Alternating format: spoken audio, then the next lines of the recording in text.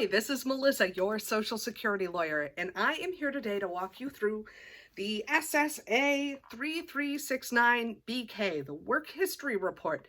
This is a form you're going to fill out at least once during your application for Social Security disability, and it's a pain in the neck. If you're someone who's had a lot of jobs, it's a ton of work. And even if you're somebody who's only had one job or a couple of different types of jobs, it's just something that's pretty frustrating and I think confusing for a layperson. So let's go over it.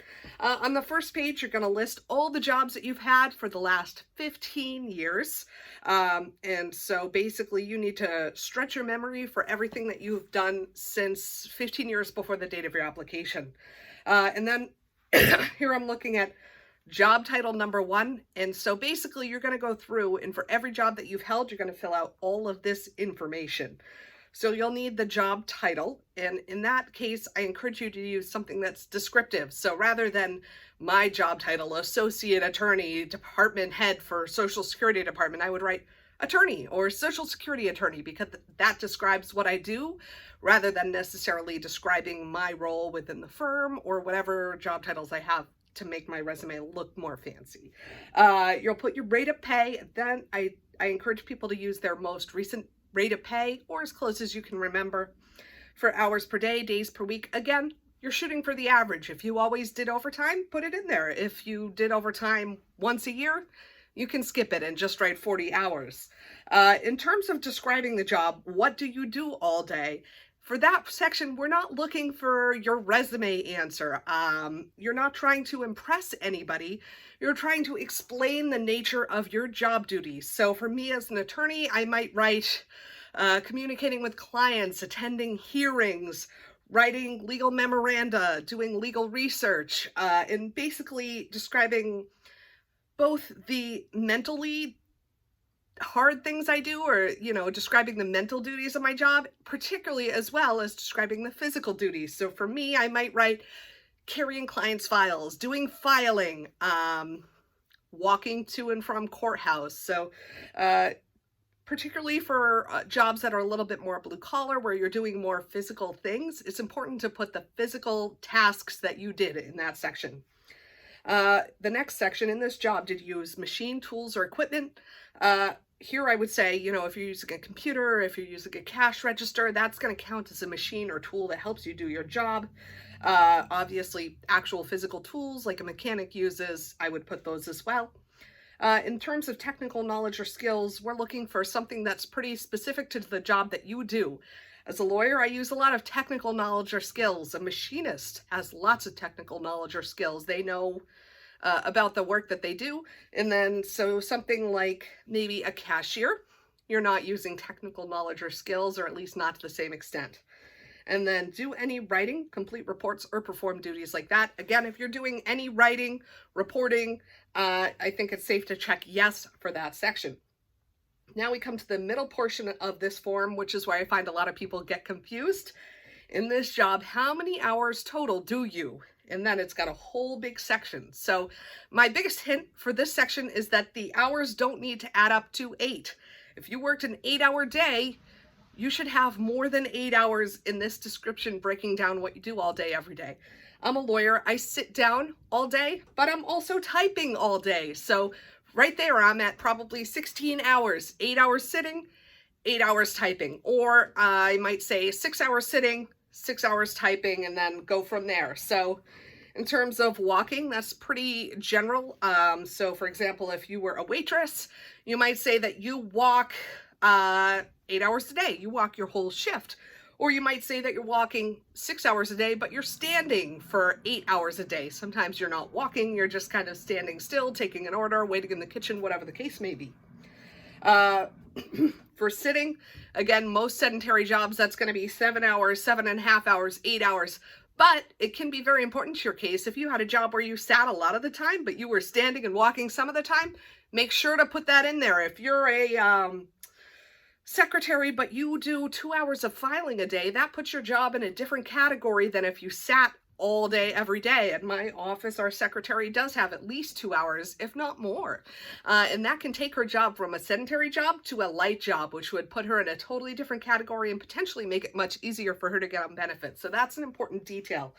And then we come into some less common postural situations. So how often are you climbing in a day, stooping, kneeling, crouching, crawling?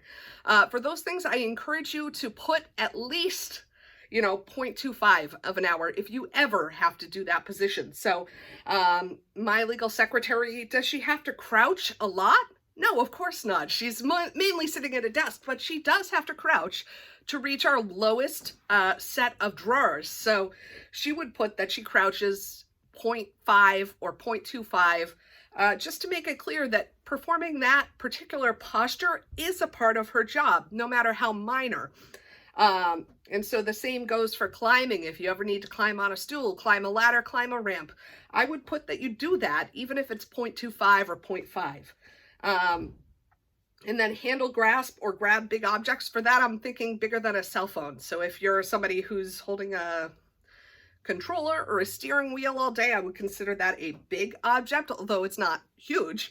And then for write, type, or handle small objects, again, I'm thinking smaller than a cell phone. So a cell phone or a pen or a keyboard, you would put for that answer, you would write that you spend a percentage of your time doing that. And again, this is going to add up to more than 8 for almost every worker. And then we come to the middle part, lifting and carrying. Explain what you lifted and how far you lifted it. For a lot of jobs like my job, this just isn't as much of a thing as it used to be. However, for a good class of jobs, there is lifting and carrying, and it's very important that you rack your brain to think of the heaviest thing that you had to lift.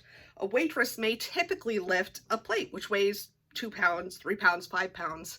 But sometimes maybe the waitress has to fill in at the bar and has to carry ice buckets that can weigh 25 plus pounds. It's important that you consider the heaviest thing that you would have to lift because that's going to affect how easy or hard your case can be. So the heavier and the heaviest objects that you can put in there, the better, as long as it truthfully reflects your job duties. So for me, I mean, maybe the heaviest thing, sometimes I have to carry really big case files, so maybe that's 20 pounds. And then you'd also write how far you carried it, because this plays into things as well. Our waitress who carries ice buckets may have to come from the ice machine in the basement and walk across the whole restaurant. Well, that's going to be a lot more physically difficult than somebody who has to walk 5 feet. So that's something, and again, for certain types of jobs like sprinkler fitters, they're carrying hundreds of pounds of pipes and they have to carry them from the parking lot to the roof or something like that. So it's important to be as descriptive as you can in that section. And then we go to the heaviest weight lifted. Again, this is the heaviest that you can think of, the heaviest that you've had to lift. And then how much do you frequently lift? Well, this is going to be your day-to-day. Sometimes I have to lift a file that can weigh 25 to 30 pounds, but almost always I'm lifting less than 10 pounds because I have a digital practice and I only have to print stuff out for court. So that's something to frequently lifted is going to be your everyday lift and carry. And so for some people that may still be more than 100 pounds for like a tile layer or a concrete brick person. So just kind of think about that. Again, for a sedentary job like a secretary or a lawyer, typically this is going to be 20 pounds or less, usually 10 pounds or less. And then for the last section we go, did you supervise people at this job? And how many did you supervise? So what part of your day was spent supervising workers? This is something that could trick people up. So for this one, imagine like a nurse. You could have a nurse who's working on the floor at a nursing home and they may have to lift patients. They may have to help patients transfer. They may have to push a med cart. But then you could also have a nurse supervisor who sits in an office and never sees a patient. And so a nurse supervisor may have similar duties, but they wouldn't actually be doing any of the physical parts of the job if they're spending 100% of their day just supervising. So if you are somebody who works like a shipping manager, again, this is a role that could either be very, very heavy or sedentary if the supervisor is a perfectly office job. More often I see people who are in a hybrid job, and in those sorts of cases, it's very important that you explain how much of your time you're sitting in an office just doing supervisory tasks and how much of the time you're out on the floor lifting people, lifting objects, physically doing the tasks of the job.